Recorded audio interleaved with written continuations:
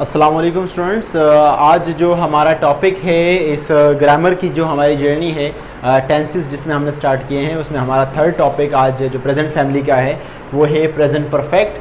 Present perfect में अगर हम डायरेक्ट टॉपिक पर आते हैं तो प्रेजेंट परफेक्ट में हमारे पास ऑक्सिलरी वर्ब जो है वो, जिसको एज अ हेल्पिंग वर्ब भी जानते हैं, ऑक्सिलरी वर्ब हमारे पास होता है हैव और हैज़।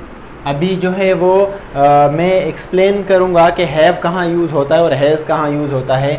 मेन वर्ब जो कि हमारा काम होता है, मेन वर्ब उसकी कौन सी फॉर्म यूज़ होगी, वो यूज़ होगी third form of the verb, जिसको ग्रामेटिकल रूल्स के मुताबिक जो है और ग्रामेटिकल लैंग्वेज में, इंग्लिश लैंग्वेज में एडवांस है, उसमें हम पास्ट पार्टिसिपल के नाम से जानते हैं। ठीक है जी। अच्छा, प्रेजेंट परफेक्ट यूज़ कहाँ होता है? आपने स्कूल में पढ़ा होगा कि जहाँ चुका है, चुकी है, चुके हैं आते वहाँ आता है। अब ज़रूरी नहीं है वो आ गया है तो ये भी प्रेजेंट परफेक्ट हो सकता है। ठीक है जी। तो चुका है, चुकी है, फिर इसको वो ना करें, बल्कि इसकी डेफिनेशन को लेके चलते हैं। भाई डेफिनेशन इससे क्या रहेगी? Last time one of my friend, you can say that, उन्होंने कहा कि सर जो यूजेज है वो आप लिख दिया करें बोर्ड पर, तो उसी की देखा देखी जो है और उसकी बात पर अमल करते हुए मैं इसकी यूजेज जो है वो लिख रहा हूँ कि ये कहाँ यूज़ होता है। वो ये है कि an action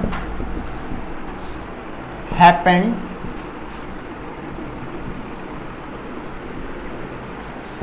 in the recent past and connected with the present in some way। ठीक है जी, कि भाई कोई काम रिसेंट पास्ट में हुआ, अभी अभी हुआ, और वो काम प्रेजेंट के साथ किसी ना किसी तरीके से कनेक्टेड है, वो प्रेजेंट के साथ किसी ना किसी तरह से उसका ताल्लुक है। जैसे कि अगर मैं आपको एक सिंपल मिसाल दूं कि मैंने यहाँ बोर्ड पर लकीर लगाई, मैंने बोर्ड पर लकीर लगाई, इट मीन्स दैट कि ये लकीर यहाँ मौजूद है, सो प्रेजेंट के साथ इसका ताल्लुक है, मैंने लकीर लगाई है। लेकिन अगर मैं यहाँ इसको मिटाऊँ और प्रेजेंट के साथ इसका ताल्लुक ख़त्म कर दूँ तो फिर ये होगा कि मैंने यहाँ पर लकीर लगाई थी, तो दैट इज़ पास्ट सिंपल।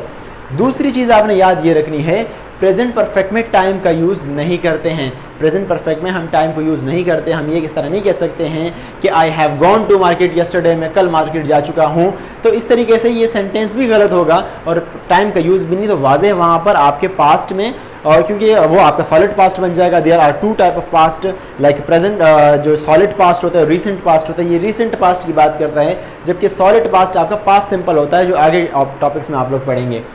अब सॉलिड पास्ट में अगर बात करते हैं तो फिर उसमें टाइम का यूजेज होगा, जबकि इसमें टाइम का यूज़ नहीं होगा। ये चीज़ याद रखनी है। अगर आप प्रेजेंट परफेक्ट में टाइम का यूज़ करते हैं तो वो सेंटेंस आपका पास्ट सिंपल में बनेगा, प्रेजेंट परफेक्ट में नहीं बनेगा, क्योंकि बिल्कुल रिसेंट पास्ट की बात कर रहा है। इसका फॉर्मूला कुछ यूँ होगा, यानी कि रिसेंट पास्ट के कोई काम अभी अभी हुआ है, उसके लिए हम इस्तेमाल करते हैं प्रेजेंट परफेक्ट। सब्जेक्ट हमने लगाया, ठीक है जी, फिर हैव और हैज़ लगाया, फिर उसके बाद third form of the verb लगाया, फिर एक्स्ट्रा वर्ब। ठीक है। अब यहाँ पर एक चीज़ ये है कि हैव हैज़ कहाँ लगाते हैं, तो भाई उसका सिंपल तरीका है ये कि अगर आपके पास आई, यू, वी, दे ये हैं तो आप लगाएं हैव। अगर आपके पास है ही, शी, इट या कोई एक नाम, एनी सिंगल नेम, तो आप लगाएं हैज़। सिंपल। इससे कोई आसान इलाज इसका नहीं है। आपने लगा दिया। अच्छा, अब आप कोई सब्जेक्ट उठाएं, देन उसके बाद कोई सेंटेंस, जैसे कि मैं खाना खा चुका हूं, या मैंने अभी खाना खाया है, ठीक है जी, उसका आप लें तो मैं के लिए क्या आएगा सब्जेक्ट के जगह पर आई। अब हैव हैज़ में से आप देंगे आई के साथ हैव लगता है या हैज़ लगता है, आई के साथ हैव लगता है, so definitely it will be have. ठीक है जी, आई हैव। अब ईट फर्स्ट फॉर्म है खाना खाने की ईट, एट, फिर ईटन। ठीक है जी,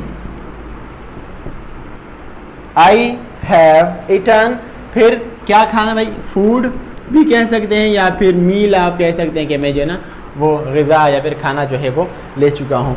इसका जब नेगेटिव बनाएंगे तो हैव हैज़ के बाद सिर्फ नॉट का इजाफा होगा, जैसे कि हमने सब्जेक्ट लगाया, फिर हैव, ठीक है जी, और हैज़ एंड देन नॉट, और रिमेनिंग फार्मूला आपका जो है वो सेम एज इट इज आएगा। अच्छा जी, अब इसका जो नेगेटिव है इसी का नेगेटिव बनाते हैं। आई हैव ईटन फूड, तो मैंने कहा I have not, I have not eaten food और मील। ओके, थर्ड, आप इसका सवाल पूछते हैं, हम इसका इंटरोगेटिव सेंटेंस बनाते हैं। इंटरोगेटिव में आपको याद होगा, अगर आपने लास्ट लेक्चर्स, आपने पिछले प्रीवियस लेक्चर्स देखे हैं, कि आपका जो ऑक्सिलरी वर्ब या हेल्पिंग वर्ब है वो आपका आ जाएगा शुरू में। हमने लगाया हैव, हैज़, ये शुरू में, ठीक है जी, in the starting of the sentence हमने लगाया, and then subject, okay, have, has, subject. फिर उसके बाद जो है वो हम इसका क्या करेंगे कि third form of the verb, तमाम सेंटेंसेस में third form of the verb लगेगा, कोई वर्ब की चेंजिंग नहीं है, पहले में थर्ड फॉर्म है, सेकंड में भी, थर्ड में भी आपका third form of the verb लगेगा। Third form of the verb and extra word and question mark, ठीक है जी। आई हैव ईटन फूड, मैं खाना खा चुका हूँ। I have not eaten food, मैं खाना नहीं खा चुका। हैव नॉट को आप हैवेंट भी कह सकते हैं as a contraction. I haven't eaten food, मैं खाना नहीं खा चुका। और क्या मैं खाना खा चुका हूँ? हैव आई, हैव आपको शुरू में आ गया, हैव आई ईटन फूड, क्या मैं खाना खा चुका हूँ। ठीक है जी, तो अगर हम इसकी शॉर्ट समरी बनाते हैं, मुख्तसर करते हैं इसको, दोबारा से एक बार समझाऊँ आपको। तो प्रेजेंट परफेक्ट हमारे टेंसेस का तीसरा टॉपिक है। Present perfect is the third topic of our tenses and that is the third topic of present family. Auxiliary verb जो कि हेल्पिंग वर्ब के नाम से भी जाना जाता है in schooling language. Have, has, if we have I you we they, so we will use have. If we have he, she, it or any single name like any third person singular, so we will use has with the subject. Okay, main verb third form, main verb that will be third form of the verb.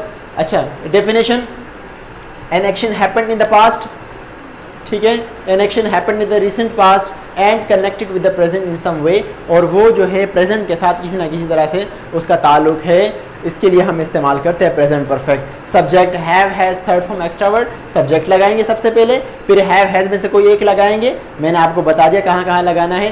Third form of the verb, देखें third form of the verb आपको जो है कुछ verbs इस तरह होते हैं जिनकी सेकंड और थर्ड फॉर्म ईडी के इजाफे से बनती हैं। यूज़ को उठा लें, यूज्ड, यूज्ड, ठीक है जी। इस तरीके से स्विच को उठा लें, स्विच्ड, स्विच्ड, ठीक है। मार्क, मार्क्ड, मार्क्ड, ठीक है। उसके अलावा और भी बहुत सारे सेंटेंस इस तरीके से होते हैं और बहुत सारे वर्ड्स इस तरह हैं जिनके ईडी के इजाफे से सेकंड एंड थर्ड बनते हैं, सेकंड एंड थर्ड फॉर्म उसका बनता है। लेकिन कुछ फॉर्म इस तरह होते हैं जिसकी सेकंड और थर्ड फॉर्म बिल्कुल ही अलग होती है। आप गो को ले लें, गो, वेंट, गोन, ठीक है जी।